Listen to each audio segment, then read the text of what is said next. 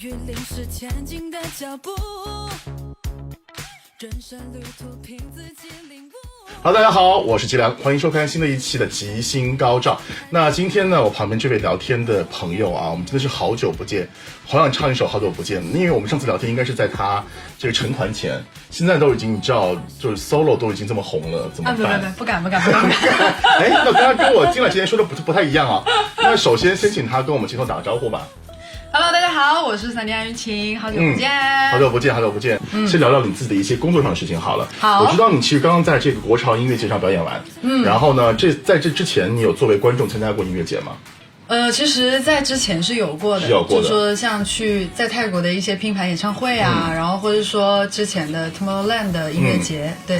跟你日常上一些，比如说电视节目啊，或者其他舞台表演有什么不一样吗？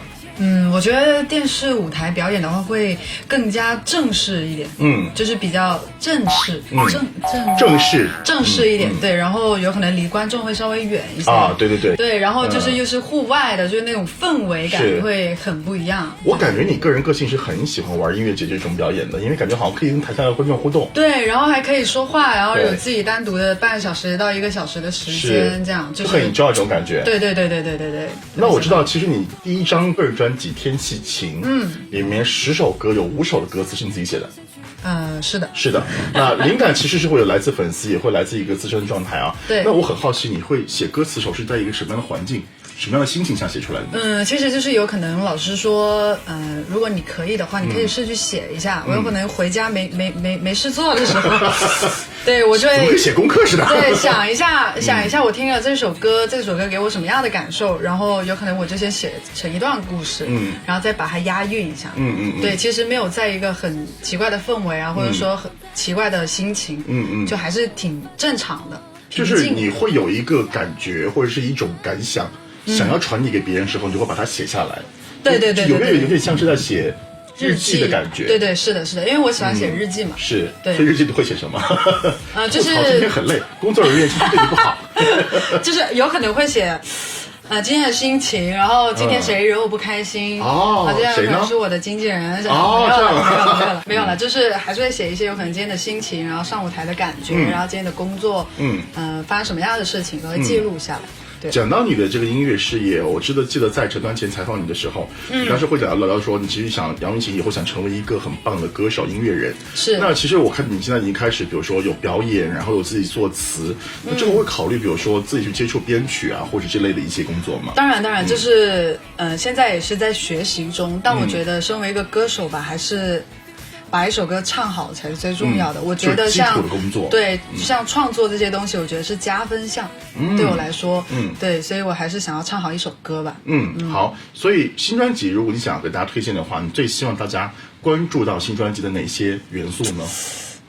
主要是吧，我觉得我的专辑10首歌都是我很用心的在做，有可能是我人生第一张专辑，所以每次就是有可能每个老师问我说你一定要推荐一首歌的时候，我真的没办法推荐，没关系，我们因为都是我的，对，这是我的心头宝贝，都是我的心头宝贝，然后又加上这一次又很用心，然后又写了很多的词，就我真的是把我所有的精力都给到了这张专辑。所以风格上其实也会比较丰富一些，就丰富一些，就是跟我个人比较偏向一点，就有可能我喜欢的音乐，或者说我名字的一些关联，因为我名字就是跟天气都有关系嘛，杨云晴，对，然后散逆就都是跟天气有关系，就我是拿了我的名字去结合音乐，然后跟我的个性，我喜欢听的的风格，所以是的。如果想要特别了解散逆私下他的一些对于生活、对人生的感触的话，新专辑是一个很好的窗口。是的。那其实日会的时候，你当时说了一个接下来有个愿望是要开一场个人演唱会，那这个想法有没有开始提上日程呢？现在目前在策划中，希望明年能实现这个梦想吧。你会希望它是什么样的一种演唱会方式？因为我就是想法特别多，就是有可能我每天想法都不太一样，所以就是那你一个人会比较累。所以在策划当中，因为像跟我的唱片公司环球音乐，然后有可能跟我的团队，我们就是每一个月都会开会，然后会有一些想法都会投，然后完了之后当然是要有专业的老师去做最好的判断。那你自己有没有想过有一个什么特别想要去呈现的开场或者是第一幕的方式，就是从天而降？我是想要从观众走进那个走进舞台，就是一开始你可能就像是以前的杨钰莹一样，我是一个看别人演唱会、看音乐节的一个普通观众，对，然后慢慢的从观众席离开，走进了你的舞台。现在我成为了一位歌手，重新用别的方式呈现一个不一样的嗓音。是的，我觉得很酷啊，这个。对，这是我一直想做的，但我不知道能不能实现。我觉得有点难，因为你坐在观众席里的粉丝怎么可能保持镇定？告诉我，就是让粉丝闪电的舞台，闪电在哪儿？看到旁边，或者你就先易容，你知道，到时候就别人认不出来你，然后就走到一半突然间一撕，然后一拖上去。是这么想的，对，可以这样，是不知道能不能实现，希望。我觉得可以吧，让我们的这个道具老师、妆发老师稍微努力。谢谢，辛苦各位老师。如果你去开这个个人演唱会的话，有没有考虑过第一站放哪里？我就看哪里的朋友说你要，因为我说如果假如说我说，因为今天在上海嘛，如果我说我想开上海，结果朋友圈没有那么大。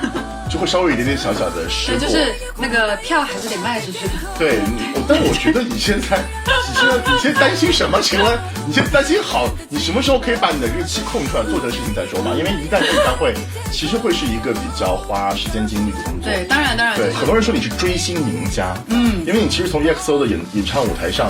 演唱会舞台上被抽中上台做一个幸运儿，这个事情大家其实从你出道之前就知道了，就是很好玩的一个故事。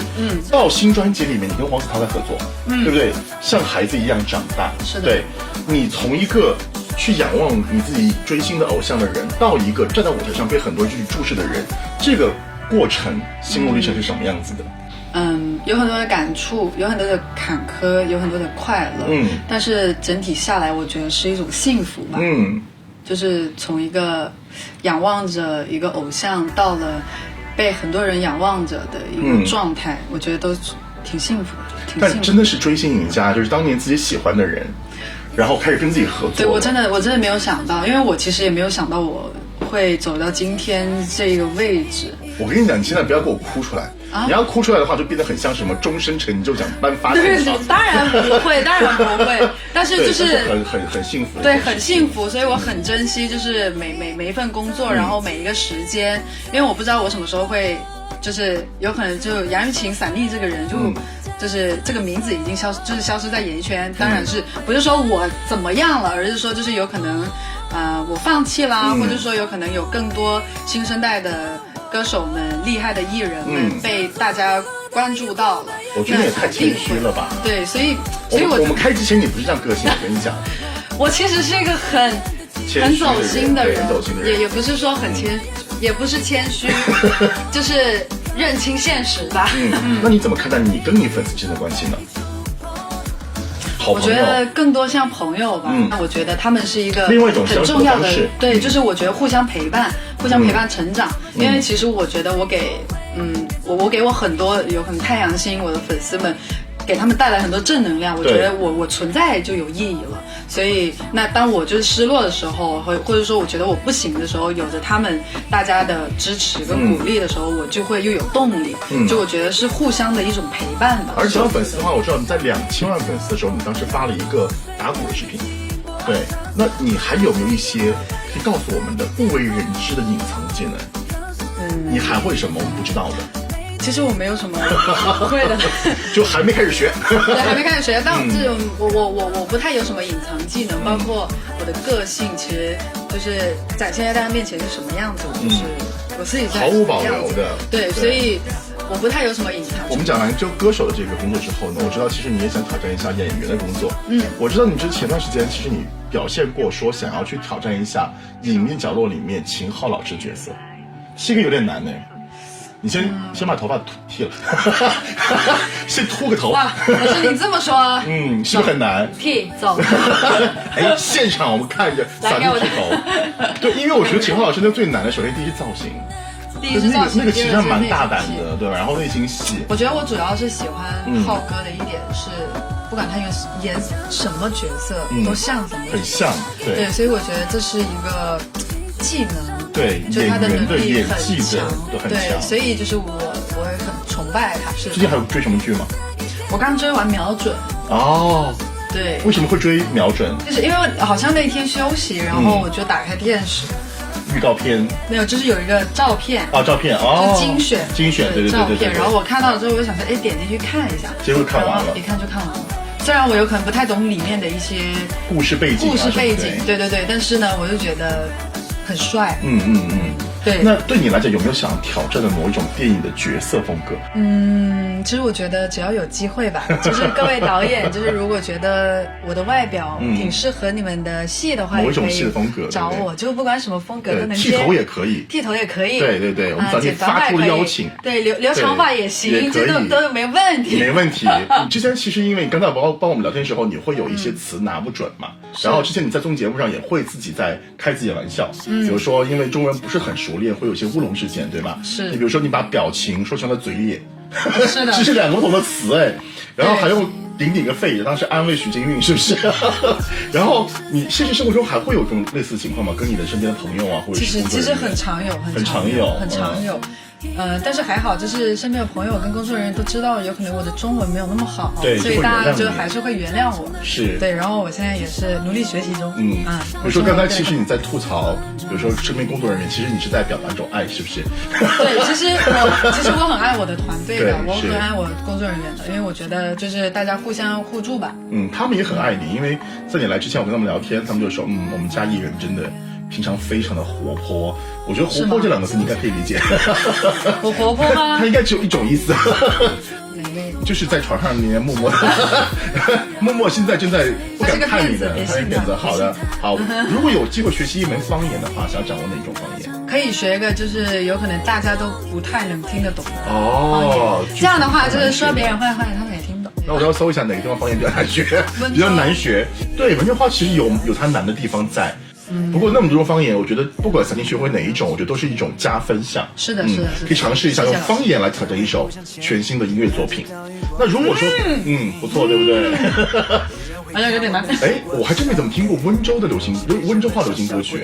上海话是有的，广东歌当然很多。是，然后我是有听过，就是彩虹合唱团的。对。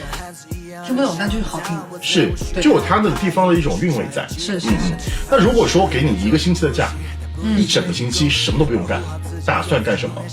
如果有1个礼拜休息，我会选择回家陪家人。对，因为我已经很想念他们，很久没回去了，然后也加上就是近期疫情的原因，所以没有办法回去。但如果不能回去的话，我觉得我应该就是这1个礼拜里，我会跟自己独处吧。就跟自己相处。对，其实是一个很好的过程。我觉得小宁会愿意跟自己独处，应该是一个蛮好的个人修行的一部分。谢谢老师。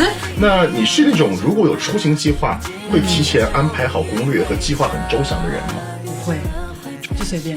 哇，你是这样的人，我一直以为你会有非常详尽的计划。我不会有攻略，因为有攻略的话，你就要去完成任务。对，这样的话你就不是旅行了，你更多去完成任务，去打卡。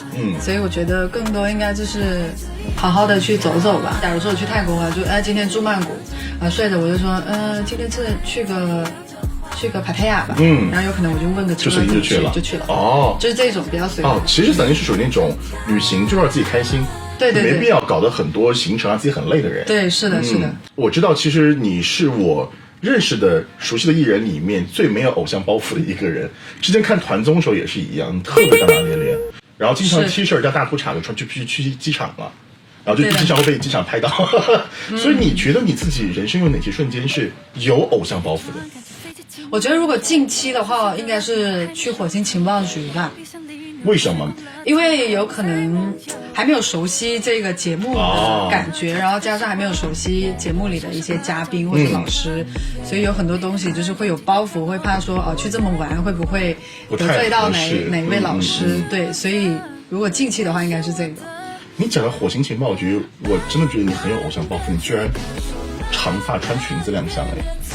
对，但我觉得这个还好。就作为一个艺人的标准的形象。对，就是你要多变嘛，多样嘛，都尝试一下，都尝试一下。所以，我觉得最困难的应该是近期的这个偶像包袱还卸不下来。但我觉得应该很快就卸下来了吧，因为大家都是很容易。对，但是现在就是剩2期录制了。下一次突然间很没有包袱，很没有偶像包袱。我就是希望下一季还能参与这个节目，是，然后就好好的卸下自己的偶像包袱。我觉得你说不定下一期录的时候，你穿大裤衩去，很可能你就留下来，下一期就继续是你。然后就是不化妆，对，不化妆。然后我觉得效果会意外的好。你在国际情报局上会有一个偶像包袱的穿搭出现，你今天穿搭给我们稍微介绍一下吧。我觉得今天小白做的对不对？很他的风格。白哥，我们叫他白哥。我这件衣服是。就还是保留我原本该有的样子，因为我喜欢穿西装嘛。对。然后这一次也是西装套装，但是里面会有点不一样，就是这一次穿的就是无袖的，然后就是这里有露了一点小心机在。对，因为之前都是穿衬衫啊什么的，要不然就长的外套。对。所以这一次就是里面有一点淑女一些。对。其实今天呢有2套衣服，就是白哥让我选，一套呢就是那种长裙，但我当时穿的时候，我是觉得挺好看，可是我就觉得还是要该有自己原有的样子，就是桑尼自己的风格嘛。对，就我不希望说就是一下子东西转变得太快，然后我觉得我这样子还是挺舒服的，而且也好看，很自在又帅气。对，所以就是选了这一套。希望后面就是有更多尝试的话，会去尝试一些新的东西。最后呢，我们这个吉星高照上一次其实跟你聊天是在你成团前，那现在其实已经隔了蛮久的时间了，所以这么久以来的粉丝一直在你身边陪伴着你。最后的最后，可不可以对镜头说几句对你粉丝比较掏心窝子的话？我知道这种稍微深情的时刻，你有很不适应，是不是？对。我就是要逼你这么做。好难哦，我觉得我没有什么能做的吧，更多是感谢，然后我只能用作品来表达，我对你们的感谢跟感恩，然后也谢谢你们的陪伴，谢谢你们的支持。就虽然呢，你们追我挺辛苦的，因为毕竟就是会遇到很多坎坷，或者说会遇到很多有可能外界的影响，因为我也不是一个漂亮妹妹，我还是有自己的有可能自己的风格在，那也是会被社会有一些影响嘛，然后就是喜欢我的人们也会受伤，对，就还是谢谢你们，就是发生那么多事情，还是愿意陪在我身边，然后支持我，我会继续努力做得更好的，就不会让你们失望，然后也希望就是各位继续陪在我身边，我也会给你们带来正能量，然后也希望可以成为你们生活中的一小部分的快乐吧。我觉得其实受伤这句话说的有点重了，其实我觉得没有，大家可能觉得跟你在一起成长是一个很快乐的过程。我们每个人人生成长都有很多坎坷，都有很多不顺的地方。可是我觉得这样更显出我们今天桑尼是很真实的一个人，我们并没有偶像包袱体现给大家，就是把一个最真实、最真诚的桑尼呈现在各位喜欢桑尼的人面前。所以接下来希望各位能够多多支持我们桑尼的接下来作品，不管是我们新专辑，还是我们正在筹划中的演唱会，还有我们更多像综艺作品，以及如果接下来桑尼愿意去挑战演员的话，也希望我们有很好的表现。那么我们下次再见喽，拜拜。谢谢，拜拜。